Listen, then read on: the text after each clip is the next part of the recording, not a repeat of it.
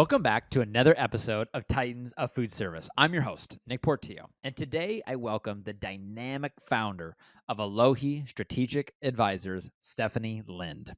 Stephanie's career didn't follow a traditional trajectory. It began with hands-on experience, running routes at Frito-Lay, driving trucks, and laying the groundwork for her future in this industry we call food service. From there, she embarked on a transformative journey, pioneering national account teams at companies like Nabisco and delving into roles spanning sales, marketing, and supply chain across diverse channels.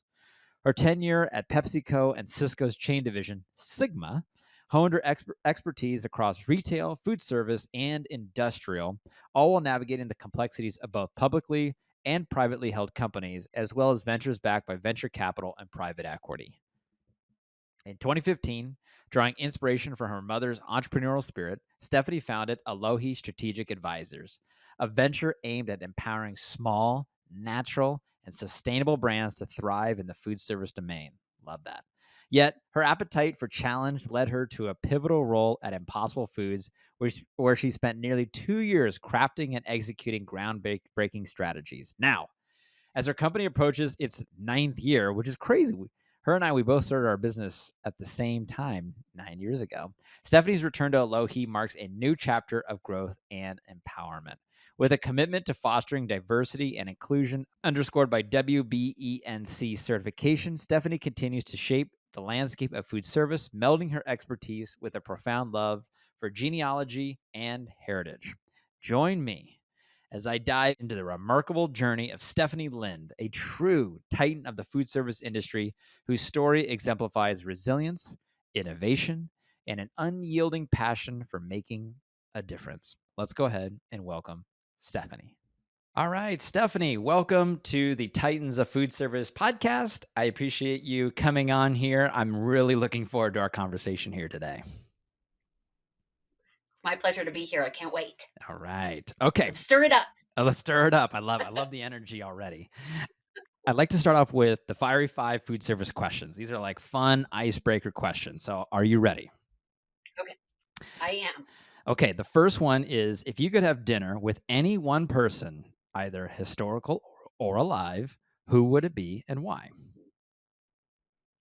Mary Magdalene, Okay. because without getting too much into religion, I'm always fascinated at how women are portrayed in history, Yeah. and that's a really important person in the Bible that I'm not sure has been portrayed in a way that matches perhaps who she was when she was living.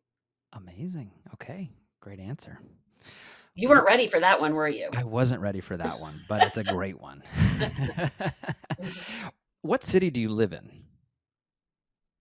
I'm actually in Erie, Pennsylvania now.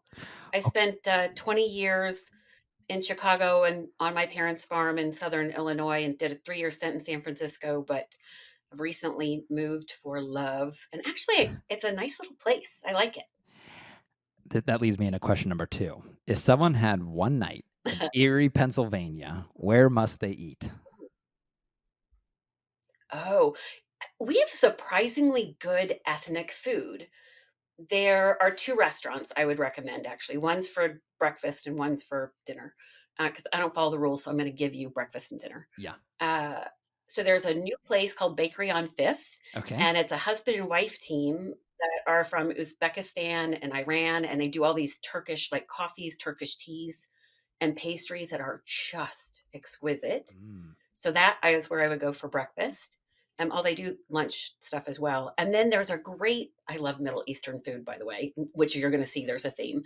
And then there's a little restaurant. It's a Syrian family that's been in Erie forever. Mm. It's called Casablanca, Okay. and it's a mother and her sons that run it. So it's a whole family. I think you always see the grandkids. You can hear them upstairs, and oh my gosh, the food is phenomenal. And the mom is literally back in the kitchen cooking, so she'll come out and say hello. And one night they didn't have the couscous that I really wanted. And so they were like, "What do you want?" I was like, "You know what? Just tell mama." I just call her mama at this point. Just tell mama to surprise me. So the food's phenomenal. And again, it's a family business, which is what I love about Mhm. food service. Yeah. And again, I like supporting the small Small business, small restaurant owner. Again, great answer. That leads me into my third question. If you could only have one type of cuisine for the rest of your life, what would it be? Ooh, chocolate. Chocolate. Just one answer. Perfect. Chocolate and champagne, can I have them together? I think you can. Dessert, so is probably the answer. I'd probably say the same. So maybe ice cream or something. Are there any foods or dishes you've wanted to try but haven't yet? I really I really wanna go to Asia. Like, I've been to Singapore and I've been to Hong Kong, but I'd really like to go through and do more of the, like, really, really hardcore ethnic food. I just Mhm. am not sure. I say that, I don't know if I have it in me. Okay. But I feel like it's something I need to experience because For it's sure. so different from how we eat here. Yeah. Okay. Oh, can I change my answer? You can. I'd really like so I minored in Russian studies in college, and I'd love to go to, St. Petersburg or, Ooh.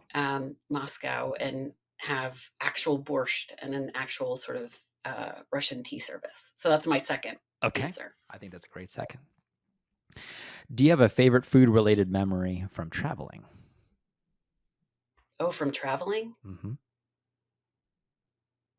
Uh, Actually, I do remember being in Singapore, which is if you've never been, put it on your bucket list, Okay.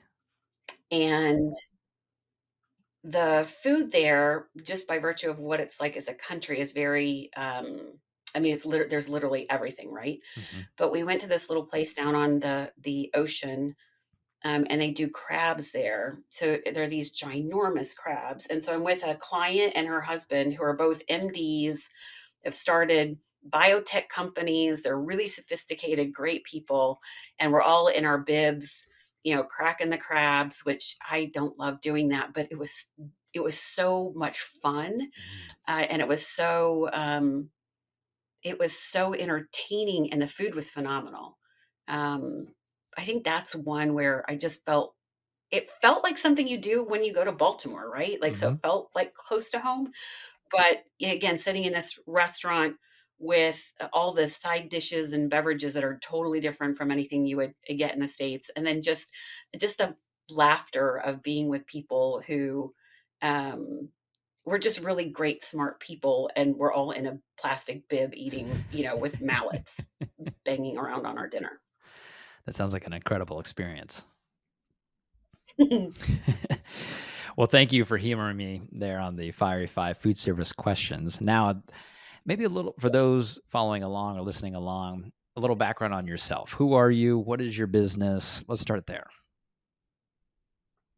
Yeah, so I am someone who spent 23, 24 years working for really big companies. So my Yeah. first job was on a truck at Frito-Lay, which in at the time, 92, there was a recession. And my mom said, I've paid for your college. You can't come home, get a job. And so that was the job I could get coming out of a liberal arts college that really put out lawyers and bankers. And I was like, that's not for me. But it wound up being the best training for just my career. And fast forward to 2014, I'd gone to work for a big company and it wound up not being a good fit for me. It was clearly not a good fit for them. And I had moved to a place I didn't really want to live and said, like, this isn't working for me, and started my company because, can I say a naughty word? I think so. Yeah. Well, I'm gonna say it. You can blurt me out, but I said, "I wanna be the only other asshole I ever work for," right? Yeah. I just I wanna go work for the company that I wanna work for, and my parents were both small business owners, so that it Mhm. wasn't an unusual or sort of foreign concept. So I did that 9 years ago, and here we are, literally, like, a week ago, we turned 9, with 40 employees Wow. and clients from all over the globe, and doing things I love and working with people that make me laugh, that make me feel valued, but don't give me any room to get too big for my britches or to, Yeah. not follow through. So I feel really fortunate to do what I do at this point. If you I can, don't know if that's enough sort of context. I'm happy. Like, if you want this to be an advertisement for my company, I'm happy. I just, yeah, I could no, tell you more about it, let's but dig a level deeper. Why, if you look back okay. 9 years ago, why did you start Alohi? Yeah. So it's interesting. I what I tell people now is it wasn't that I was hitting the glass ceiling. I'd made it to Yeah. vice president at Sigma, which is a division of Cisco, had a $2 billion P&L. I was a vice president at a digital marketing company. I was a vice president at Carry Ingredients. I mean, I had big jobs, big titles. So it wasn't that part of it as much as it was felt like I had concrete walls.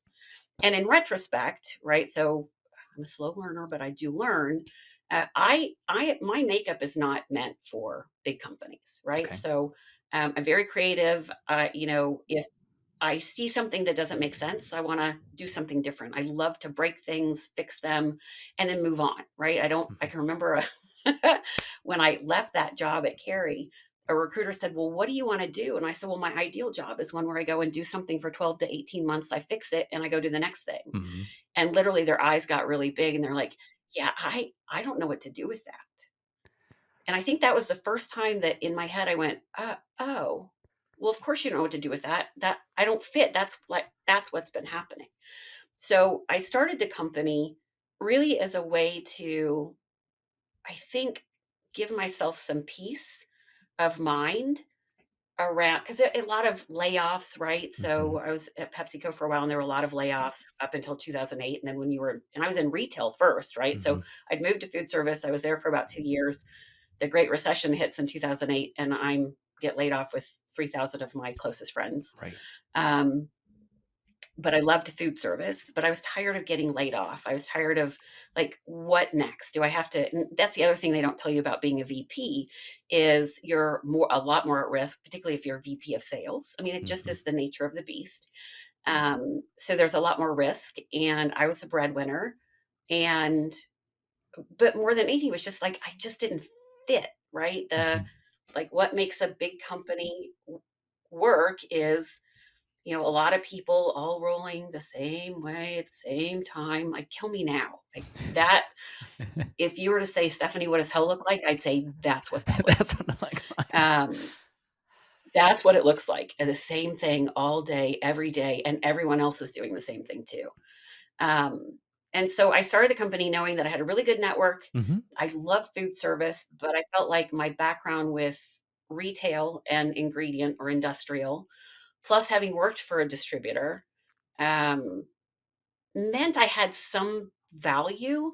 I just needed to figure out what that looked like. And so my Yeah. first order of business, honestly, was going to Expo West. Mm. So that was one of the first, 4 weeks after I formed my company, I went to Expo West because the other side of it was also that my mother had breast cancer.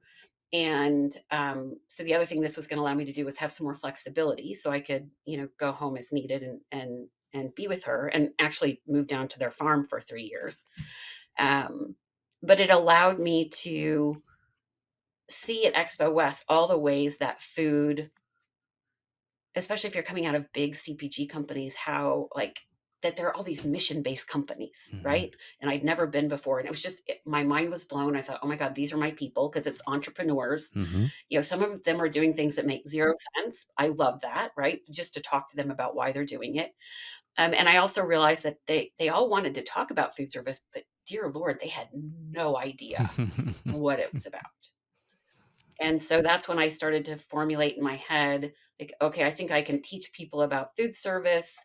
And again, being a consultant is really different too than working for a big company Mm. because you start to think about, like, I want to help all the little guys, but I can't pay the bills if I'm not thinking about who I'm working with and how do I price it, which again, I love puzzles and it was a big puzzle to figure it out.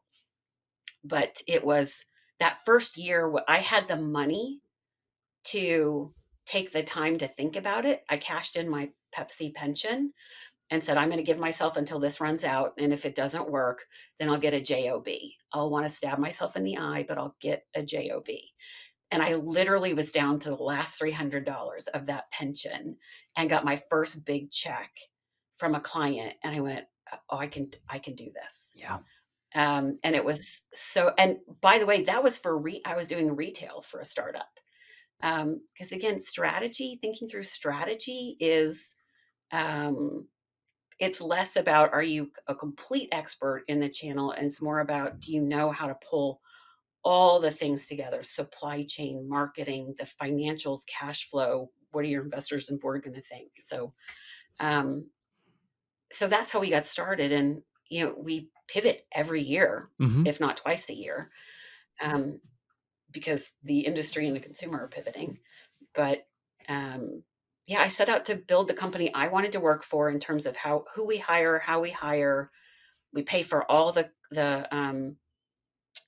employees' benefits. They get a lot of time off. They get like Friday half days all summer. They get full Fridays from Thanksgiving to New Year's. Because again, I think we're our best selves when we have time to go be Hmm. with our family or do things for ourselves. I totally agree with But that. it's not easy. Pardon? I said I totally What'd you agree with say? that. Yeah. With that And philosophy. yeah, it's not easy, as you know. Like payroll shows up, and you're like, "Holy crap, here we go again." Hmm. Every 2 weeks, it's like clockwork.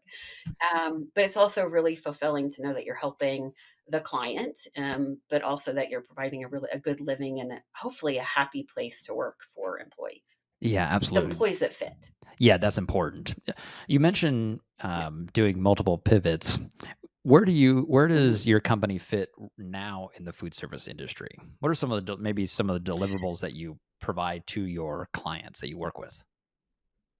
Yeah, so I get a ton of calls from people saying, "I need a broker. Can you sell for us?" Yeah. To which my response is, "We're not a broker. I'm happy to tell you what we do, but we're not a broker." And it's funny because I literally just posted something on LinkedIn. I had somebody tell me recently, "Stephanie, like the industry knows you don't like brokers." And it's like, it's not that I don't like brokers. It's that I believe the model is broken. I don't think manufacturers are fair to brokers. And I also don't think that for the most part, you can make a decent living doing it because there are too many unknowns. Hmm. So what we do, and I love what we do is so it's kind of two sided. So we're kind of known for plant based and startups Okay. because that's the part that people see. We actually work with some really big companies. You won't see us talk about that so much just because of the non disclosure we have to sign. But at the end of the day, we want companies to come to us that have innovation. Again, it can be a new to world company. We've worked with companies that don't even have a product yet, and we have some that shouldn't have had a product yet, that had produced a lot of something that wasn't going to sell. And in some cases, it's a big company that has an innovation and they're not sure what to do with it. So, a perfect example is a really, really, really big company that came out with some really great innovation, and it's like on point for consumers and where they're going, but it doesn't look like anything like what is in their core business. And their salespeople just couldn't sell it. I mean, it is approved at DOT, it's approved with all the GPOs, but it's not where their people are used to going, and it's not a conversation they're used to having. And so what we do is we fill in the gaps. So if you were to think about how we would work in tandem with Portillo marketing, sales and marketing. What we would do is be really the top of the funnel, Okay. get the flywheel going so that your team can take it and close it, right? And then we're following up to say after the fact, oh, are you still ordering? Can we get you some materials? It's filling in the gaps for companies that have innovation that don't have the resources, and by that I mean either people or just the time to go after the innovation that they need to sell today to be in existence in 4 or 5 years. And they can't do that. And I live this as a sales rep at Pepsi doing innovation, and frankly at Nabisco and Frito Lay as well, where I'm going to hit my number or not based on what I do for the base of my business. Hmm. And I want my bonus. I am money motivated as a salesperson. So am I going to sell a bunch of Oreos or am I going to go sell that new thing? well, I'm going to go sell a bunch of Oreos because I know they're profitable and right, and I'm going to hit my bonus. So we're really about taking the pain out of innovation and giving it the life it needs so that when it makes it either to the direct sales team or to the broker, um, it is successful. Or if it's not going to be successful, you haven't just spent God knows how much of the salesperson's time or the broker's time pushing something that maybe needs to be tweaked or it can really only go to a niche part of the world. So I would argue that we're kind of the front and the end of the sales cycle to make sure that the people in between who have the kind of the more expensive headcount can go close the bigger, more strategic things, right? And kind of push the base business or the core, what's keeping the lights on. Yeah, that makes sense. In my experience working with manufacturers, that introducing new innovation, it's a big challenge for a lot of manufacturers. Did they have the Mhm. right product? Did they do the right rollout? Did they do, all of these different things? Production and operations may think they have the right item, but maybe it's not a fit, or maybe it's not priced right, or whatever it may be. So I think what you're doing is very important for manufacturers and for the food service industry. Yeah, and it's funny because we do get lumped in a lot with brokers, and we always say we're not a broker, and it's not. Hmm. Again, I've had some phenomenal brokers in my past, but having them was how I figured out. Frankly, a lot of manufacturers just train their people to be broker pokers, which is lazy. Yeah. That's what one of my brokers called one of my salespeople. He was not wrong. Um, and uh, and again, like there's it's such a big complex channel Hmm. that I think we have to all get more honest about what we're good at and what we're not good at. And I know because I had a lot of clients early on that wanted, like, I'll pay you commission if you'll launch my product. And I was like, so $0 of your 50% commission is still $0. Like, I just did the math. Hmm. Um, and so some of this is also pushing back on the manufacturing community and saying, look, you're not good at new product rollouts. You're it's easy to blame the broker or blame supply chain. Like, so it's gotten really easy, especially since 2008, to have a big blame game. And this roll up between Key Impact and Waypoint is making me crazy because it's just more of the same, except now there's just complete chaos. And I've talked to a lot of friends that are with one of the two of them or one of the other brokers, and it's just stupid because everybody keeps doing the same thing Hmm. over and over and over. Yeah. What effects do you see from the roll up here currently today, and maybe some longer term things that you see happening in the future? Yeah, so the first thing is, and I feel for them, right? So Hmm. the Key Impact and Waypoint, first of all, they laid off like what, maybe I'm assuming half of their people, right? So Yeah. half of the workforce is gone, but they technically still have twice as many brands. Hmm. They're trying to figure out, because this is just the way it goes, like, who do we want to keep and who do we not want to keep, but we don't want to lose them just in case we don't get to keep them, right? So they're doing that thing where they're trying to spin the plates. And I'm talking to a lot of people behind the scenes going, yeah, no, we've already talked to somebody else. We've got a new broker, or like, we know that this isn't going to work because they've got that line who's much bigger. So they're going to keep that one. And again, I understand why they're doing it. And I'm sure they learned a lot from the Cora Costa merge, where I think they were pretty upfront with a lot of brands about, like, hey, we're not going to keep you. Um, but then things didn't work out the way they thought they were. But it's if all they're doing is merging Waypoint and Key Impact, and frankly doing things the same, which it's private equity, right? So that comes with its own host of challenges in terms of how they view doing a roll up or an acquisition and then supporting the business. They're looking, and by they I mean the new company, but also every manufacturer that's tied to that either one of those organizations. They're looking at 6 to 12 months of complete chaos. Hmm. Whether they stay with the Key Impact Waypoint group, where half the people are gone, and so those might have been the people that knew how to sell their product, and now they've got to train the new people, Yeah. half of whom are probably looking for another job because that's just what happens when you have a layoff. Been there, Hmm. done that on both sides.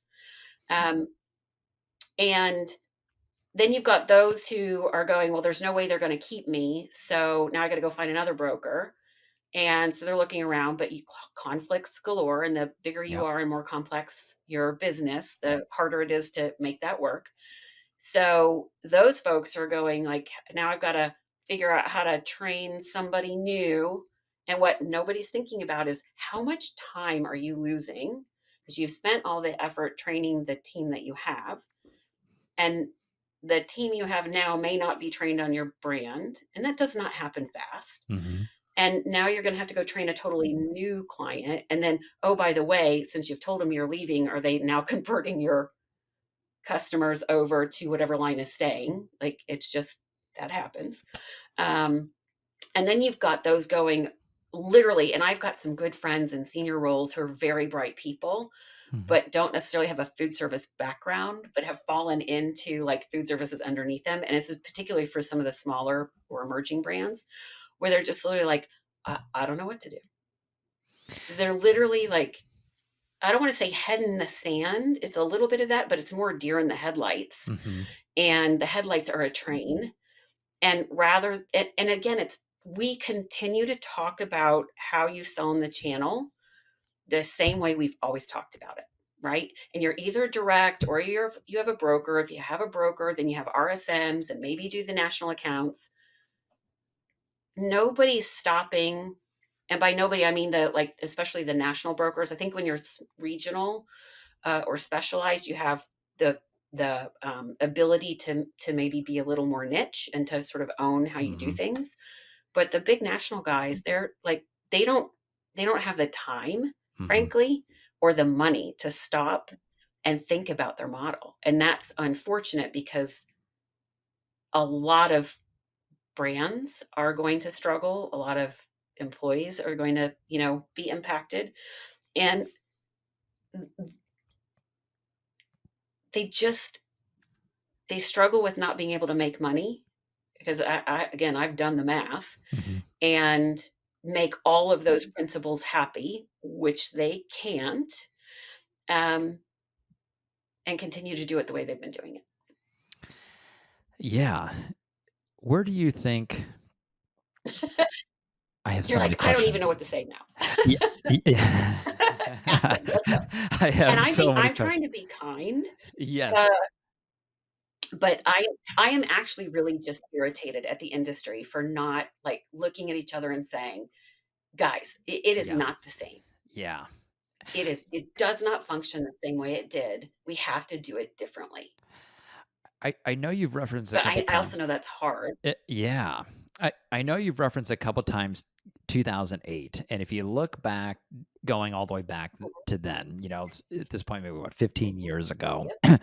what have you seen as changes in the industry as a whole, and do you like those Mm, changes? mm, mm. So 2008, Great Recession, Yeah. obviously, like it just blew up everybody's business, regardless, right? Operator, distributor, manufacturer. And Hmm. we were all kind of feeling the same pain. You turn around to like 2012, 2013, and you have Cisco doing category management. Hmm. That to me, more so even than 2008, was what changed the industry. And I don't think for the good. I understand why Cisco did it. And I think I was at Cisco at the time. Um, I didn't think it made sense for, from a manufacturer standpoint. I was the anomaly because I was a manufacturer all the way up until that point. But I also understood because I understood how hard it was to make money as a distributor that they had to do something. Hmm. But what that did then is, as part of that, Cisco created um, the blessed five or blessed six, right? So they designated these are the only brokers we're going to deal with, and it was the big guys. At the time, there were six, and that included IBA. And I remember banging on the door and going, like, really? Like, what about the brands who can't get in, or the brands who don't need a national broker, or like, uh, and again, because I'd worked at Cisco, I was able to go in and have some conversations. Um, but it would to me that was the turning point for the industry where I think in some ways the broker model was completely broken because as a manufacturer, you had to fill out like all your pricing included, like I have this broker here and I'm going to pay them 5% or 3% or 1%, whatever it was. And you had a distributor, I don't want to say they were dictating, but they had a lot of visibility to things that frankly, I don't think were their business. I would argue there are a lot of manufacturers, especially ones that are new to food service, that want to get into the discussion like, well, what's the distributor's margin? It's none of your business. Mm-hmm. Their contract is with the operator.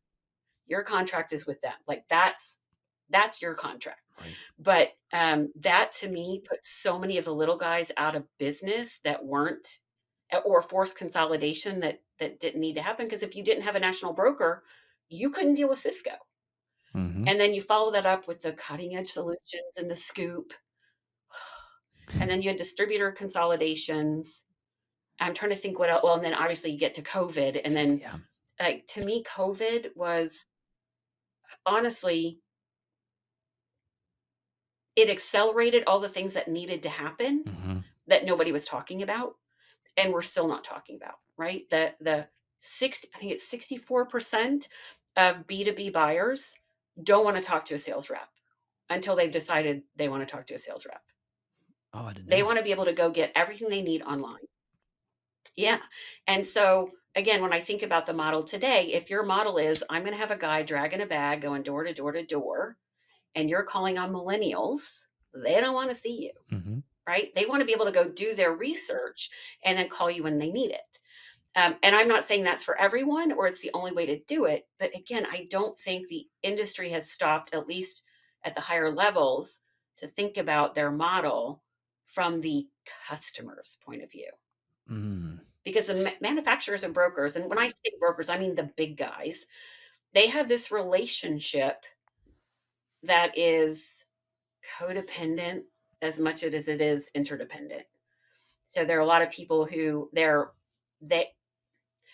job is basically to keep things the status quo. And people don't like change. Mm-hmm. Humans don't like change. That's right. But if your customer is now a millennial and not a boomer, and they like technology and they want to work from home 2 days a week or, fill in the blanks, and they have a consumer that doesn't want things the way they used to get it and they want to have it delivered or like all the things. And I just don't think the models have changed enough to accommodate the change in behavior. You may not have the answer to my next question, but how would you disrupt it? How would you disrupt the the industry of how it's set up right now? Well, I think honestly, I think that's what we have been trying to do for 9 years at Alohi. Yeah. Which is, let's all admit what we're good at, Mm-hmm. right? And let's be really open and honest about what we're not good at. Let's pay our partners and treat our partners fairly, right? So the brokers have to stop saying that they can do everything because they can't. And they have to stop taking on lines and saying they can pioneer because they can't. Mm-hmm. And they have to push back on the manufacturer and say, I get that you have this new innovation, but that is 10 times harder than what I already have in the bag. So pay me fairly for that work, or let's talk about how we do that differently. On the manufacturer side, they have to stop. If they're the top 10 principals, they have to take a step back and understand that the only way that brokers' financials work is if they take the next 40 or 80 or 500 lines, but Mm-hmm. they're getting the bulk of the benefit. And I think a lot of people don't realize that, the manufacturers, until they go to something that's not in the top 10. And if you're in the bottom, like not in the top 10, then you get really honest with yourself about, what are you getting? What are you paying for? Mm-hmm. But also, are you being a good partner and providing the tools they need? And if the only way you're interacting with the broker is to beat them up because you've got a meeting with your boss, well, that's ridiculous. Mm-hmm. Um, so that to me is part of it. Brokers are not good at national chains. They just aren't. They're not good at innovation. They don't do customer retention well, right? So nobody's doing the back end of, okay, did they actually buy? So, and listen, salespeople for manufacturers are just as bad at this, but it's that like, oh, they said they were going to buy it, closed one. Really? Yeah. Did the distributor bring it in? Did it make it to the restaurant? Did they actually serve it? How did it go? Are they Hmm. gonna order it again? Do they know that you have these other products?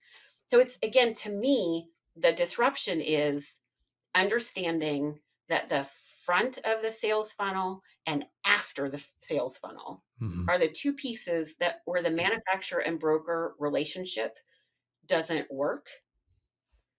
And because you can't track that with commission, right? Leads into the funnel aren't money because Hmm. the distributor's not buying it yet. Hmm. And doing the follow-up customer retention, customer experience doesn't necessarily fall into the funnel either. Because what if they fell off? And Yeah. now you're gonna spend another 2 to 3 months trying to figure out, like, can we get it back in? What issues do we have? So to me, the disruption is creating a suite of services that allows any manufacturer of any size to get those things done. And I'll give you an example of how we're doing this Yeah. today. So we have a client that has direct and broker, right? So they have Okay. one product line that's that is more complicated as equipment and so forth. Hmm. That's direct. And it probably needs to be because I did beverages, like I had all the Da Vinci syrups, like that's hard to do for a broker. Hmm. And so this is that times 10. But then for more of their commodity business, they have brokers. The challenge is if the broker gets a lead, um, that lead might actually be looking for what's over here, but they're not talking, right? For a lot of reasons. And Hmm. so our job is actually to take all the leads in, qualify it. We're agnostic to who's going to sell it. We don't care who gets paid for it. That's not how we get paid. Our job is to pull it in, get as much information as possible, and then send it back out to where it needs to go on both sides. So both sides know what the opportunity is. And then we're also going and following up after the fact to make sure, like, did somebody follow up? Did you get what you needed? How did it go? Do you need more recipes? Because again, we're agnostic about the commission piece. Hmm. Um, because we're not in the middle. Can we help them get into distribution? Yes, but if they have a broker or direct team, then we don't need to do that. That's fine. For some clients, they need that assistance, so we'll help them. That's from earlier stage. But the disruption, and I think the second disruption, Nick, and I'm curious to know how you guys are doing this. Yeah. It's the if you look at back like 10 years ago, 15 years ago, like food service marketing, first of all, it's just not sexy, Mhm. right? Yeah, So if you get that's people true. out of big CPG or whatever, like that is some sexy, fun marketing. Hmm. So, but food service marketing is imperative and it has to be done for the channel the right way. And so I think the other big disconnect in the industry right now is sales and marketing aren't very good for the most part about working together for the channel. And I think especially if you have a broker, right? You've got a marketing team that probably doesn't interact at all with the broker. You're filtering it up through an RSM probably. Hmm. And so is the marketing department, they're so far disconnected from what's actually happening with the customer, it makes it easier for them to say, oh, well, it's clearly sales, right? That's well said. Um, our model is like we do the marketing and we do the sales. And frankly, they are like literally it's one. Like, I don't believe at this point, and I wouldn't have said this 6 years ago, to be honest. I think the changes since COVID have accelerated it. But I think if you have a sales team and a marketing team, and they're not both accountable for exactly the same metrics, um, then you're going to have a disconnect. I totally And agree. our CMO, Catherine, who's amazing, yeah, but she's in our CRM for the salespeople. Literally, we're talking just before this. We have a client that we're doing a really cool project for, and she literally goes in and reads every comment that the salespeople are putting in about this product because what it tells her is literally, you know what, I need to tweak this, or they're not picking up on this, or and it's but whose marketing does that? Very few. Right? And so she is as much of a salesperson as our salespeople. And but that doesn't happen. Yeah, you're right. You're right. It doesn't happen. There is a disconnect on the food service side between Mhm. marketing and sales. A lot of times for my lens Yep. on the broker side, the manufacturer will provide point of sale or things like that, and it may not be pertinent to what we're doing, but I feel like a lot of times the marketing side is really on the sales teams to figure out how to do it. And Mhm. so now it's a lot of times it's salespeople trying to be marketing people simultaneously. And so there is a disconnect there. And so you definitely hit on a Mhm. key point. Yeah, that's not allowed at Alohi. I love that. Full stop. Yeah. Looking far into the future, what do you hope to see in the food service industry that's not currently there right now?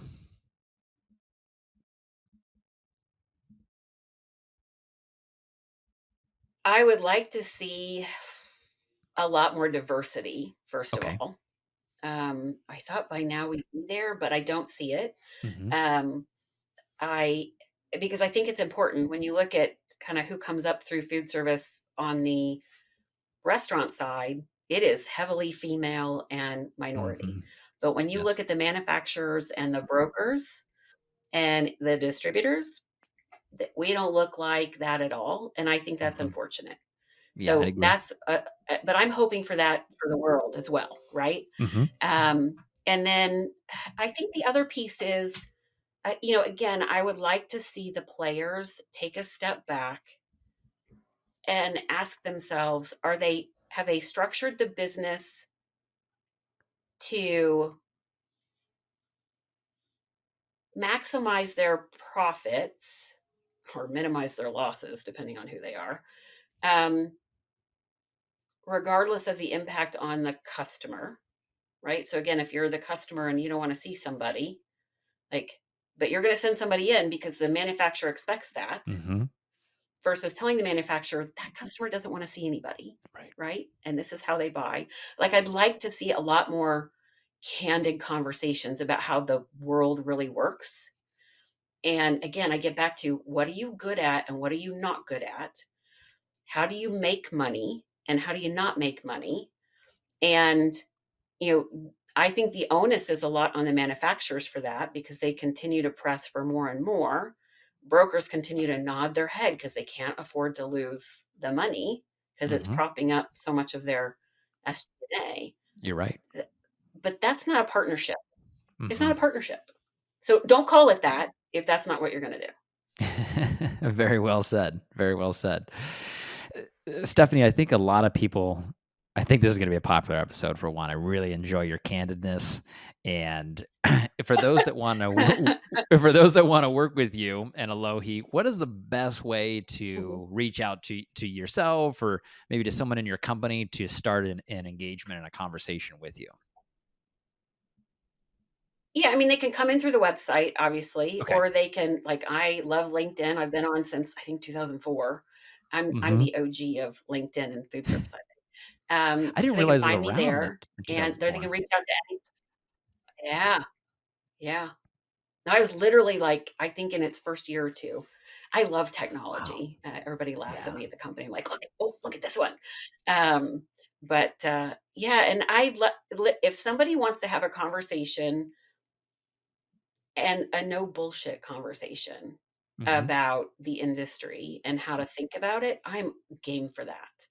I'm not game for doing it the same way it's been done because Hmm. right now it's not really working for most people. Like, Yeah. you've got to be like, the inbound from all this merger stuff has got to be, in some ways, feel like Christmas, but also a little overwhelming because what's the churn for the rest of your portfolio Right. while you're trying to figure that part out? Right.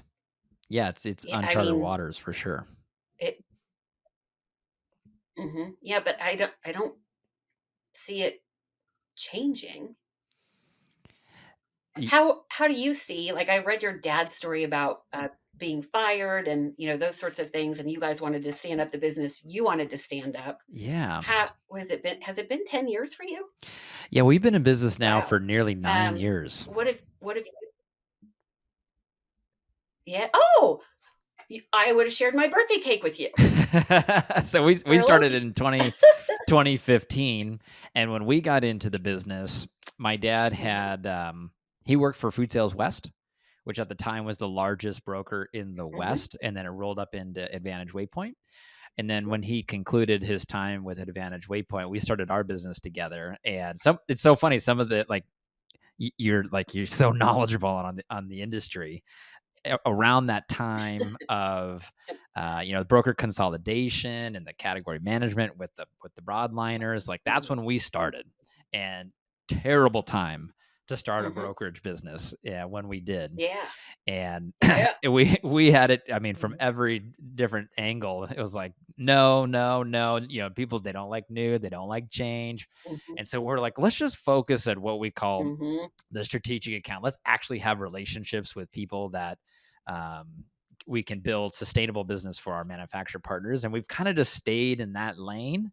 And it was really hard to start, but especially as we Mhm. came out of COVID, Mhm. it started to Mhm. form for us, and we started to get better and more attention, and also trying to be disruptive and think about it differently, because the way it's always been, that option is there Which for this manufacturers. industry does not like. That's right. That's right. And so Yeah. we're like, how can we pump in marketing and innovation and energy and passion into brands that maybe have gone stale, or they just feel like no one pays attention to me? But it's also, I like the what you said too about partnership. It's, I'm not in the business of wanting to work with someone who's just going to micromanage me, or put unrealistic expectations. If I can't do something, we're going to tell you we can't do it. It's important to be upfront and honest, Right. even if those conversations are hard to have. But it the broker model so well, and even the way you describe some things, I'm like, Mhm. that's exactly how I think and feel and see the industry. And I'm Mhm. hopeful with this whole the roll up and everything. I know it's chaotic right now with brands moving and people moving, maybe people Mhm. coming into the industry or leaving the industry, whatever it may be. That when it settles out, I think there's room for new opportunities and new companies to form and new ideas, which I'm really looking Mhm. forward to, and bring Mhm. new balance and new thought leaders to Mhm. to the table. I love what you said about diversity as well. I think there's a big area of improvement Mhm. in food service, at least from what I've seen. And I, I Mhm. think I'm hopeful that there's a lot of opportunity for people that maybe haven't had as much opportunity in the past. So I think it's gonna take people like you and like me who don't wanna do it the way it's been done and Yeah. are okay saying no or no thank you. Hmm. Um, and again, I literally just posted something on LinkedIn and I'm getting ready to fire it up and make it even more interesting. But I also think that people that have been around for a long time and have been part of the ecosystem and that don't agree with how it's being done, they need to speak up, Hmm. right? If you're going to be part of the problem, be part of the problem and stop complaining because you're you're impacting people's lives, whether it's the manufacturer's business and their employees or the broker's employees or manufacturer's employees. It's Yeah. just like I'm just not game for that anymore. Hmm. We're in a people business, literally, like all of it. And I think everybody needs to start thinking about the human toll Yeah. of what the industry is doing and how they're doing it. Wholeheartedly agree, for I'll get sure. off my soapbox now. Stephanie, this has been a great conversation. And as I mentioned, I think a lot of people are going to resonate with this episode. And this will be one where someone will say, "Hey, I listened to that your one episode, and you're so right," or "I learned this," or It's so funny the responses that I get from people, and I think this is going to be a really good one. So just thank you so Mhm. much for I'm taking sure. time to meet with me, and I It's a really appreciate it. conversation we have to have. It is. I like your Yeah. candidness too. Like, just put it out It was good there. to see you. Thank you. Yeah, yeah, thank you. I It's my appreciate superpower. it. That's Exactly. what I call it. That's not what a lot of other people call Right. Well, thank you so much, Stephanie. I really appreciate it. it.